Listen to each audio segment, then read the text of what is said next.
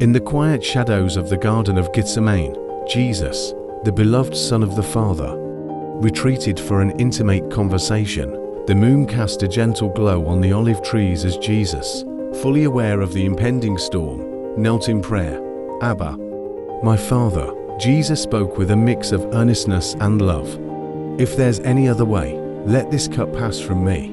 Yet, not my will, but yours be done. His plea echoed through the garden, a son's candid conversation with his father.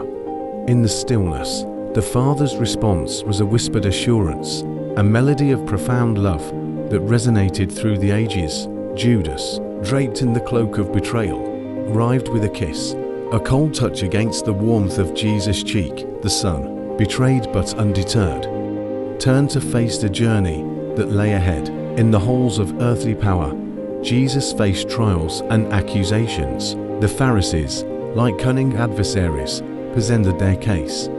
Pilate, the hesitant ruler, questioned the accused. Amidst the jeers and mockery, Jesus maintained a divine composure, a sarcastic smile playing on his lips. "Are you the king of the Jews?" Pilate asked. Skepticism etched across his face. "Is that your idea? Or did others talk to you about me?" Jesus replied, a subtle sarcasm wrapped in divine wisdom. The scourging that followed was an act of brutality, but the Son endured it with a quiet strength. Every lash a proclamation of love for the Father's children.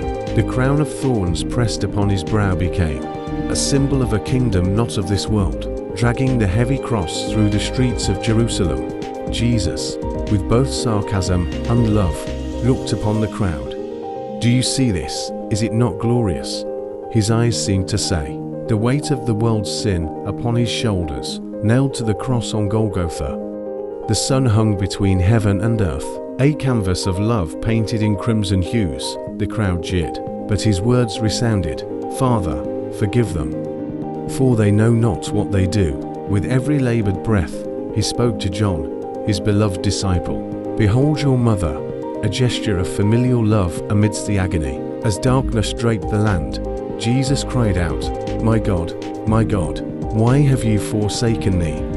In that moment, the bond between Father and Son strained under the weight of humanity's sins. Finally, with a triumphant shout, "It is finished," Jesus surrendered his spirit, a sacrifice complete. In the silence that followed, the earth quaked, and the temple veil tore. The Father's love, expressed through the Son's sacrifice, transcended the sarcasm of earthly scorn.